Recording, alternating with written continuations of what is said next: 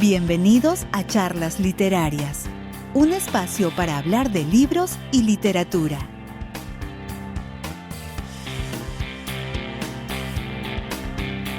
Bienvenidos al tercer episodio de la 9ª temporada de Charlas Literarias, un espacio para hablar de libros y literatura.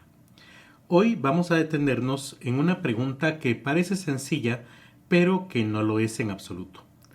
¿Cuándo nace el lector moderno? No vamos a hablar de una fecha exacta ni de un personaje concreto. El lector moderno no nace de un día para otro, ni aparece por generación espontánea, obviamente. El lector moderno se forma históricamente, a partir de cambios profundos en la manera de leer, en los espacios de lectura, en la relación con el contexto y el texto, y sobre todo en la conciencia de ser lector. Leer no siempre fue como leemos hoy. Durante siglos, leer no fue una actividad silenciosa ni solitaria. En la antigüedad y buena parte de la Edad Media, la lectura era ante todo oral y colectiva. Se leía en voz alta, para otros, y leer era un acto social, ritual o pedagógico. Aquí vale la pena hablar acerca de los aedos griegos y de los juglares medievales. Ambos eran expertos en entretenimiento de los pueblos. Ambos viajaban de lugar en lugar con un amplio repertorio de formas de entretención, desde obras teatrales, obras con títeres, lecturas, canciones. Un aedo y un juglar sabía de teatro, de lectura, contar cuentos, chistes, etc. Y usualmente se ponían en las plazas de cada pueblo justo a la hora en que volvían las personas de los campos y en los pocos periodos de descanso que tenían, y ahí se juntaba todo el pueblo para escuchar la distinta forma de entretención. Es básicamente lo mismo que hoy hacemos cuando volvemos del trabajo por ahí de las 6 de la tarde, 7, y encendemos la televisión y descansamos un poco antes de cenar. Efectivamente, eso era lo que hacía un aedo, tener ese entretenimiento. Y obviamente tenía un repertorio limitado que cuando llegaba a aburrir, digámoslo así, al pueblo, pues se iba al siguiente y llegaba uno nuevo. Podría compararse, por así decirlo, cuando nos aburrimos del contenido de una plataforma de streaming y por un tiempo contratamos otra, mientras que nuestra favorita pues obtiene o amplía su catálogo, por así decirlo. Esto no significa que la lectura silenciosa no existiera, pero era excepcional, vinculada a circunstancias concretas, cartas, documentos, momentos de recogimiento. Saber leer y escribir era una técnica, una profesión, y por lo tanto se cobraba y se le tenía que sacar algún provecho. Lo importante es entender que no era la forma dominante de leer como hoy lo entendemos.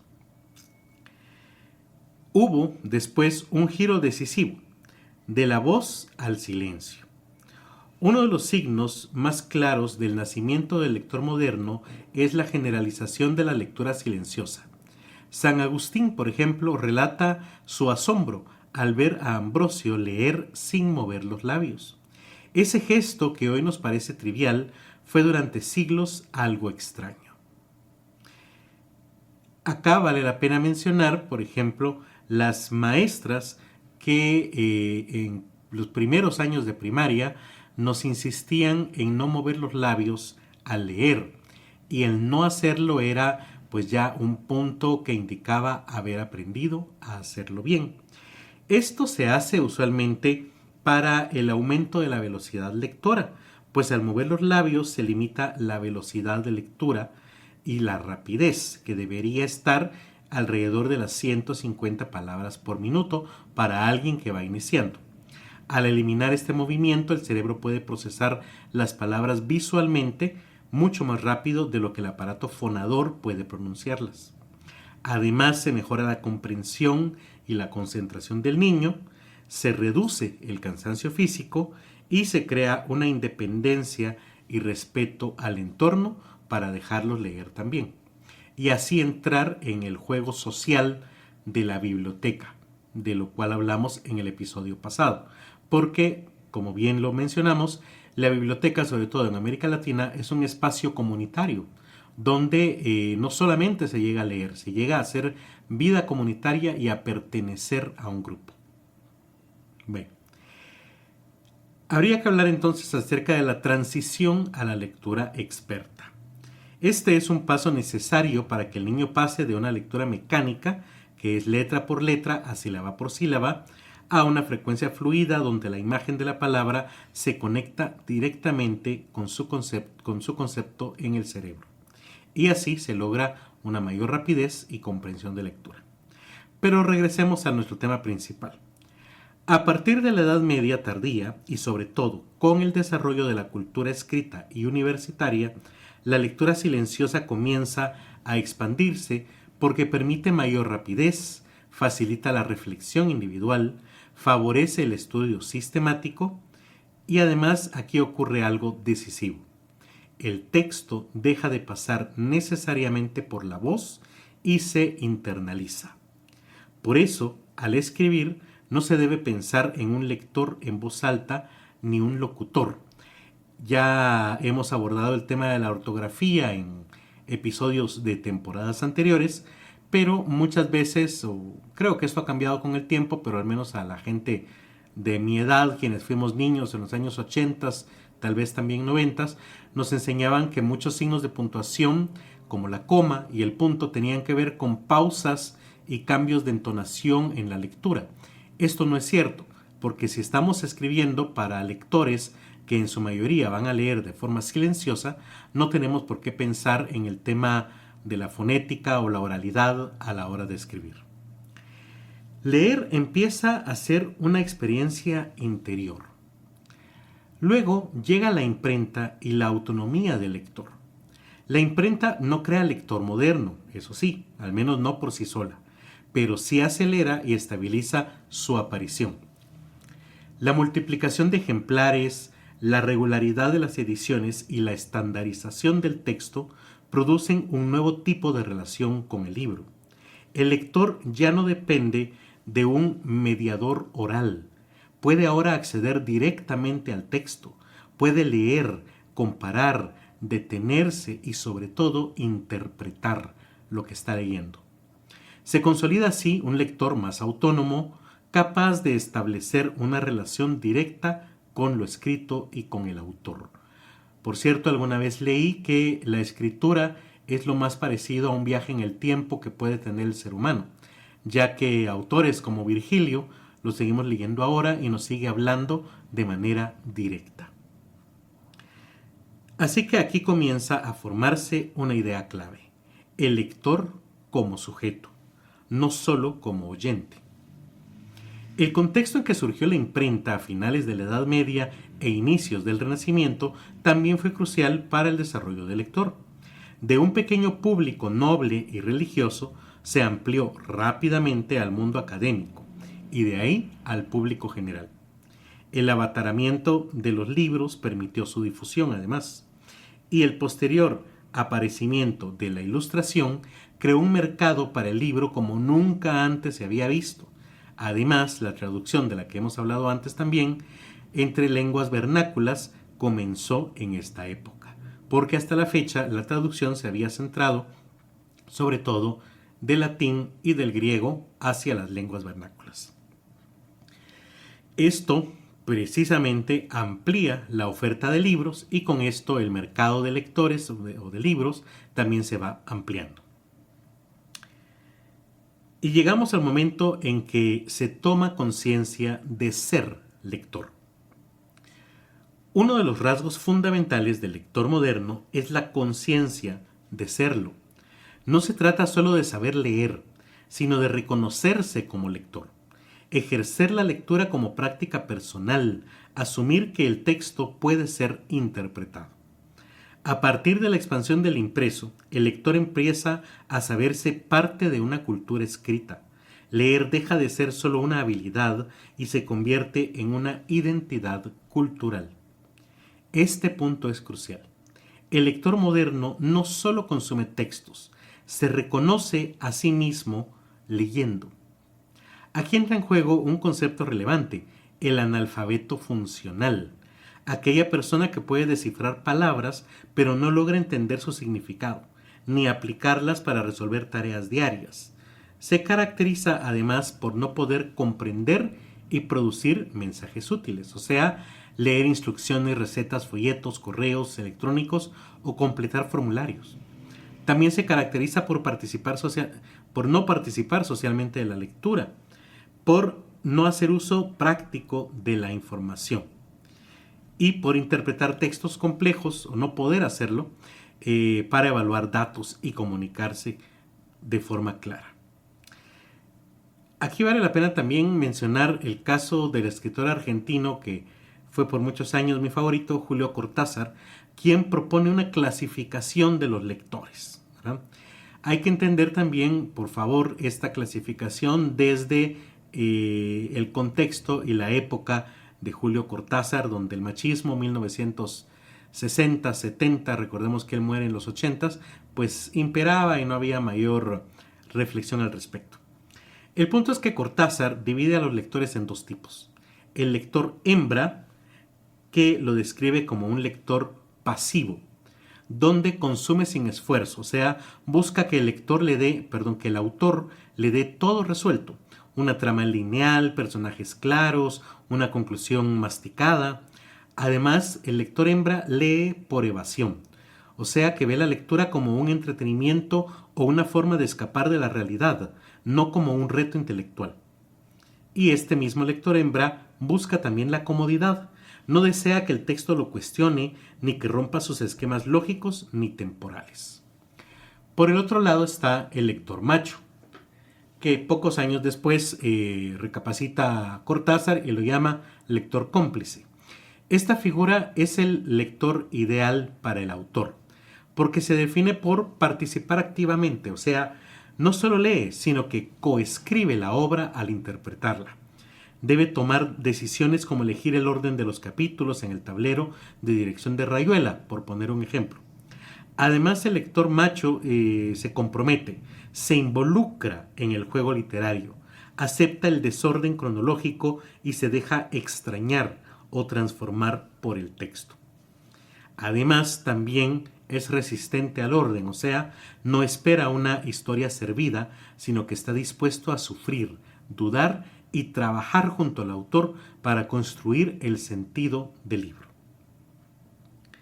Luego pasamos del lector comunitario al lector interior. Con el tiempo, la lectura se desplaza hacia espacios privados, la habitación, el estudio, el café. Recuerdo, por ejemplo, Café Oro allá por los años 90, donde nos juntábamos los jóvenes de aquel entonces a comentar nuestras lecturas y a discutir lo que interpretábamos de ellas. Y también, por supuesto, en la biblioteca. Surge la imagen del lector absorto, aislado del entorno, concentrado en el texto. La lectura, de hecho, en este caso se vuelve silenciosa, introspectiva, acumulativa. Cada lector construye una biblioteca interior, hecha de recuerdos, relecturas, citas y asociaciones. El libro ya no es solo un objeto externo, se incorpora a la memoria y a la experiencia personal. Debemos abordar también el tema de la lectura, el poder y la libertad. El nacimiento del lector moderno no pasa desapercibido para el poder. El lector capaz de leer en silencio, interpretar y elegir textos es también un lector difícil de controlar. Por eso muchos gobiernos dictatoriales o que intentan serlo están en contra de las editoriales, de los libros y de las ferias del libro, como sucedió hace unos pocos años atrás aquí en Guatemala cuando el presidente Jimmy Morales tuvo algún tipo de desacuerdo con la feria del libro. Por eso, a lo largo de la historia moderna aparecen censuras, índices de libros prohibidos, mecanismos de vigilancia cultural, entre otros. La lectura se convierte en un espacio de tensión entre autoridad e interpretación, norma y libertad, lectura permitida y lectura religiosa. Lectura peligrosa.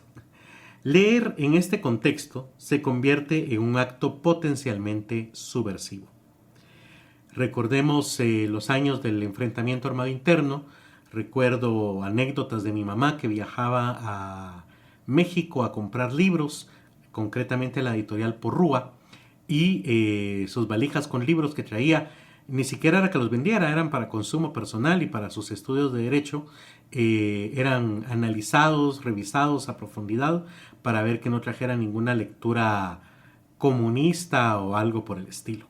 Un docente también en la universidad nos contaba cómo no lo querían dejar entrar una vez que traía un libro de Max Weber, sobre economía obviamente, porque el soldado que estaba revisando su valija, al ver Max, pensó que era Marx y le estaba trayendo problemas el ingresar al país con ese libro entre su maleta.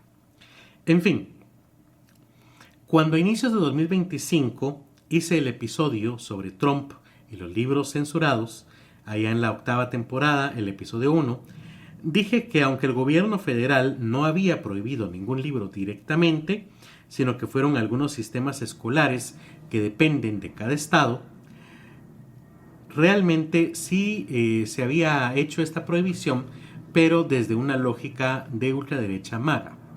Ahora bien, actualmente, enero del 2026, sí ya hay órdenes ejecutivas de la administración Trump para prohibir en escuelas militares donde sí tiene injerencia libros específicos y temáticas sobre todo. Por ejemplo, ya están prohibidos 596 títulos en escuelas y bibliotecas sobre temas de identidad de género, sexualidad e historia de la comunidad latina y afroamericana. También tenemos el caso de Carla Hayden, primera mujer afroamericana encargada de la Biblioteca del Congreso de los Estados Unidos, quien fue despedida vía email sin previo aviso, bajo el argumento de que permitía libros inapropiados para niños en esta biblioteca, que recordemos es de uso de público adulto y enfocada en temas legales para uso de los congresistas e investigadores de temas legislativos. Por lo tanto, era un argumento bastante absurdo. Bien, ya hablamos acerca de la clasificación de Julio Cortázar, pero vale la pena reiterar en que existen lectores activos y pasivos.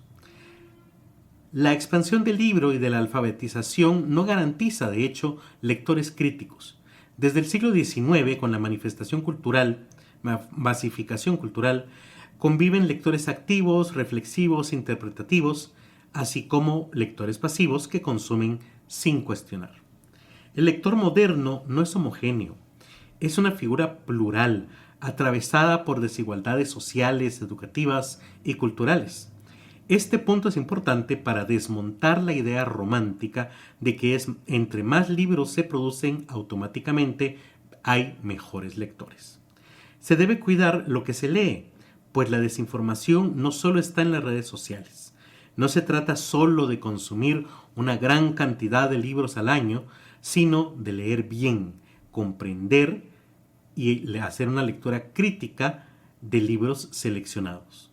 De nada sirve leer mucho solo autores que afirmen nuestro sesgo de confirmación o que desinformen manipulando datos para apoyar a una posición política específica o para demostrar una teoría de conspiración, por ejemplo. Algo que veo, por cierto, en cierto espectro derechista de la política actual. Bueno, y concretamente, ¿cómo es el lector moderno en América Latina? Bueno, en el mundo hispanohablante, el lector moderno se forma en contextos específicos. Expansión tardía de la imprenta, alfabetización desigual, lectura asociada a tertulias, gacetas y espacios urbanos. Y aquí valdría también la pena hablar de la dificultad de encontrar títulos actuales, modernos, en las librerías, y sobre todo el precio de los libros que fácilmente equivale o supera al ingreso mínimo de un día, lo cual pues es bastante elevado para el poder adquisitivo de la mayoría de latinoamericanos.